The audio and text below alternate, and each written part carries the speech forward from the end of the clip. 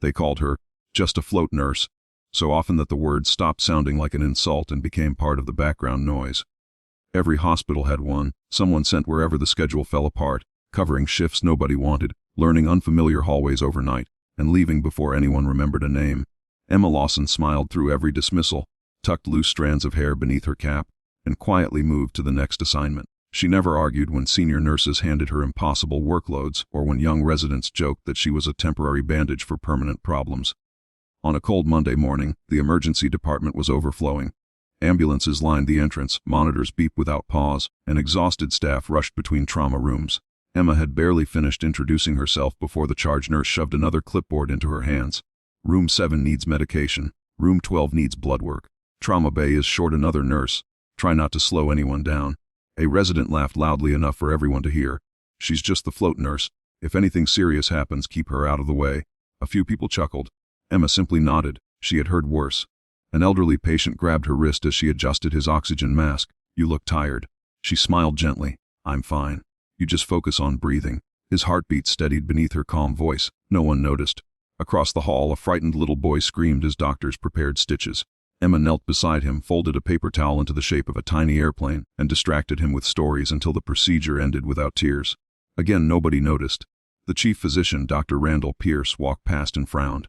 You're wasting time entertaining patients. We need efficiency, not babysitting. Yes, doctor. Stick to basic nursing. Leave the difficult decisions to experienced people. She answered with another quiet smile. Unknown to everyone inside that hospital, Emma carried memories that refused to fade.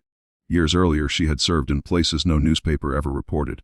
Her military records remained sealed. The nickname only a handful of people knew was never spoken inside civilian walls. Beacon. It was earned during missions where finding one calm voice in complete darkness meant the difference between life and death. She had buried that life the day she traded camouflage for hospital scrubs, or at least she thought she had. Just before noon, every monitor near the ambulance entrance suddenly crackled with emergency alerts. Outside, the unmistakable thunder of helicopter blades shook every window in the building. The emergency department froze. One helicopter became 2, then 3. Nobody understood why heavily armed special operations soldiers were surrounding the landing zone instead of allowing ordinary paramedics to approach. Dr. Pierce stared through the glass. What on earth is happening? A black helicopter touched down in the center of the hospital courtyard. Before its rotors fully slowed, operators wearing night vision mounts and combat gear jumped onto the pavement with impossible precision. They carried no panic, only purpose. The automatic doors burst open as one operator scanned the crowded emergency room. His eyes ignored administrators, security officers, and senior physicians. Instead, he spoke one calm sentence that silenced every conversation. We're here for Beacon. Every voice in the emergency department vanished. Dr. Pierce stepped forward with forced confidence. You must have the wrong hospital. There's no one here by that name. The lead operator didn't even glance at him. She's here. A hospital security hesitated, unsure whether to intervene or simply stay out of the soldier's way. The operators spread through the corridor with disciplined precision, watching every entrance without raising their weapons. They looked less like visitors and more like guardians waiting for someone important. Nurses whispered nervously. Who's Beacon? Some military doctor. Maybe a surgeon from another hospital. The operator's gaze settled across the room. Emma stood beside an elderly patient, adjusting an IV line as if nothing unusual were happening. Their eyes met. For the first time all day, she stopped moving. The operator removed his gloves. Then, to everyone's disbelief, he saluted. Commander. The entire hallway froze. Dr. Pierce blinked. You're saluting her. Emma slowly returned the salute before lowering her hand. That title belongs in the past. Not to us, the operator replied quietly. Another helicopter landed outside. 2 medics rushed in, pushing a military stretcher covered in blood-soaked blankets. The wounded man wore no identifying patches, only a torn combat uniform and a silver bracelet engraved with one word, Atlas. His pulse was crashing. One medic looked directly at Emma. He refused treatment until Beacon arrived. Dr. Pierce stepped toward the stretcher. I'm chief physician. We'll take over. Atlas suddenly grabbed the doctor's sleeve with surprising strength. No. His breathing became ragged. Beacon. Emma moved closer. The wounded soldier relaxed immediately. You're late, he whispered with a faint smile. I know, she answered. But you're still complaining, which means you're alive. Several doctors exchanged confused looks. How does she know him? The lead medic spoke before anyone else could. Because 6 years ago she carried him 3 miles through enemy territory after he was declared unrecoverable. Silence. Dr. Pierce stared at Emma as if seeing a stranger. That can't be true. Emma ignored him and examined Atlas with practiced eyes. Her expression changed instantly. Internal bleeding. Pressure is building around the lungs. He doesn't have 20 minutes. A trauma surgeon frowned. We haven't even completed imaging. You won't have time. And how would you know? She gently lifted the edge of Atlas's uniform, revealing a barely visible scar beneath old surgical stitching. I treated the first injury. The fragment entered at nearly the same angle. Nobody answered. The room suddenly felt smaller. Atlas's heart monitor screamed. His oxygen level plummeted. Panic spread across the trauma team. Emma's voice cut through the chaos. Move him to Trauma 1. Massive transfusion protocol now. Prepare thoracotomy instruments and notify vascular surgery before they're requested. No one moved. Dr. Pierce folded his arms. You are a float nurse. You don't give orders here. Before Emma could respond, the lead special operations officer reached into his vest and placed a sealed military credential on the counter. The golden insignia caught the light. Every face turned pale. The officer looked directly at Dr. Pierce. You're mistaken. He paused just long enough for the words to sink in. You don't know who you've been calling just a float nurse. Dr. Pierce reached for the credential with trembling hands. The seal bore authorization levels he had only seen in government briefings. Beneath the insignia appeared Emma Lawson's photograph, followed by a designation that made his knees weaken: Tactical Medical Commander, callsign Beacon.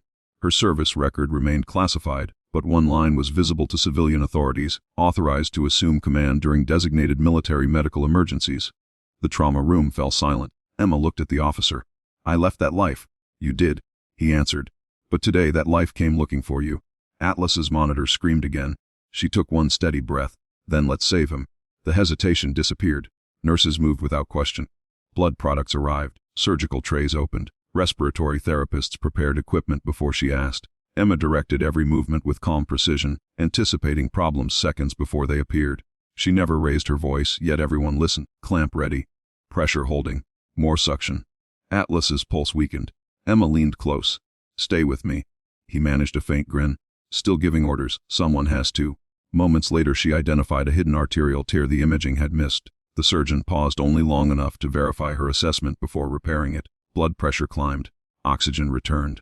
The frantic alarms softened into steady rhythms. A collective breath swept through the room. He's stable, the anesthesiologist whispered. Dr. Pierce stared at the monitor, unable to speak. Everything she predicted had been correct. Outside the operating room, the waiting special operations team stood in absolute silence until Emma emerged. The lead operator looked into her tired eyes. Well, he's going to make it. Relief spread across hardened faces that rarely showed emotion. One by one the operators saluted. Not out of protocol, but gratitude. Atlas was transferred to intensive care before sunrise. News of the extraordinary rescue traveled through the hospital faster than any official report. Staff members who had dismissed Emma now replayed every conversation they had ever had with her, realizing humility had hidden extraordinary experience. Later that morning, Dr. Pierce found her quietly restocking supplies.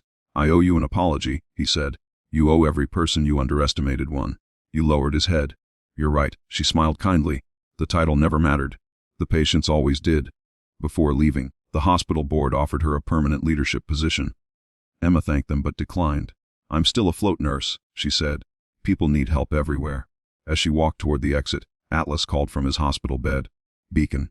She turned. You coming back tomorrow? She laughed softly. If they schedule me. The operators smiled as the morning sun filled the hallway. For the first time, everyone understood that greatness rarely announces itself. Sometimes it wears ordinary scrubs, accepts impossible assignments, and quietly changes lives without asking for recognition. The next time Emma entered a new department, nobody called her just a float nurse. They simply smiled, made room beside them, and trusted the calm woman who carried hope wherever she went. If this story reminded you that true heroes are often the ones nobody notices until the impossible happens, subscribe to the channel and join us for more unforgettable stories of courage, sacrifice, and the extraordinary strength hidden inside ordinary people.